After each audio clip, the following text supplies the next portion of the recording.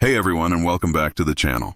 Today we're diving deep into a story that's probably way more complicated than you ever imagined. We all know Barbie. She's a global icon, a fashionista, and has had just about every job you can think of.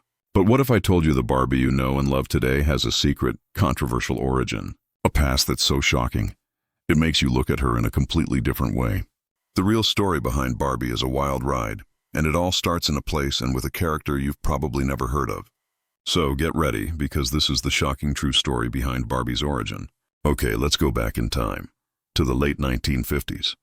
The toy market for girls was, to be honest, pretty boring. It was all baby dolls. Girls were meant to play at being mothers, and that was basically it. But a woman named Ruth Handler, one of the founders of the company Mattel, noticed something interesting. She saw her daughter Barbara playing with paper dolls. Instead of playing mom, Barbara was giving her dolls adult roles. She'd pretend they were college students, career women, even just fashionistas hanging out. And that's when a light bulb went off in Ruth's head. She thought, why aren't there any dolls that let girls play out their futures as grown-ups? Why do they have to just be babies? So, Ruth got this idea for a doll that was a teenage girl, a young woman, not an infant. She pitched the idea to her all-male team at Mattel. And you know what they said? Absolutely not. They told her it would be a huge flop. Parents wouldn't buy a doll with a woman's body. It was too risque, but Ruth was a visionary. She didn't give up. Now, this is where the story takes a crazy turn. In 1956, Ruth was on a family vacation in Germany, and she saw a doll in a window that stopped her in her tracks. This doll was called Bild Lilli. Now, Lily was no baby doll. She had a full figure, was dressed in trendy clothes, and had a super modern face. But here's the thing about Lily that Ruth's male colleagues were so afraid of. Lily wasn't a toy for kids. Not even close. Bild Lilli was based on a German comic strip character. This character, Lily, was a feisty, independent woman who was, well, let's just say she was a bit of a bombshell. She was witty, she was sassy, and she used her looks to get what she wanted, like money and expensive gifts from men. Her comics were published in a German newspaper, and they were aimed at adults. The doll itself was sold in novelty shops and tobacco stores, and it was meant to be a kind of gag gift for men at bachelor parties. So yeah, the doll that would eventually become the iconic Barbie was originally sold as a kind of adult novelty. Pretty wild, right? Ruth Handler saw Lily and knew she was onto something.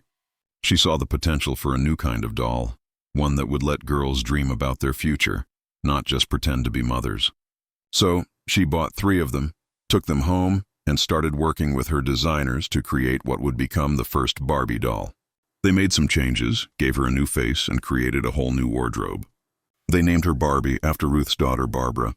Barbie officially made her debut at the American International Toy Fair in New York on March 9, 1959. She was a total sensation, but not in the way you might think. The male toy buyers were still super skeptical. They just didn't get it. But Ruth had a secret weapon. Mattel was one of the first companies to use television advertising for toys. They launched a massive ad campaign aimed directly at children. Instead of trying to convince the adults, they went straight to the source. And it worked. Kids saw Barbie on TV and they went nuts. They begged their parents for one. In her first year, Mattel sold over 300,000 Barbie dolls. From that point on, Barbie's popularity exploded. She was a runaway success. Kids loved her. She wasn't just a doll. She was a blank slate for their imaginations. They could make her a fashion model, a pilot, a flight attendant, a doctor. Her career list just kept growing and growing.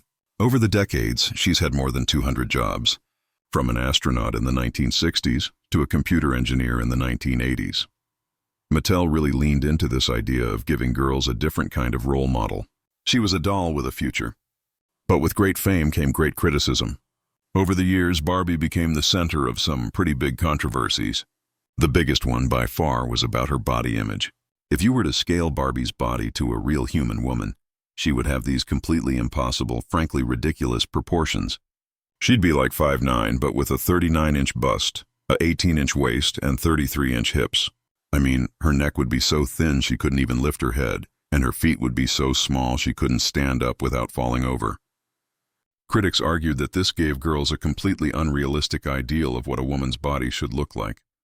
There were even studies that showed young girls felt bad about their own bodies after playing with Barbie. And that wasn't the only criticism. Some feminists in the 1970s and 80s argued that despite her many careers, Barbie still promoted a superficial, consumer-driven lifestyle. She was all about fashion and shopping, and her main accessories were her car and her dream house.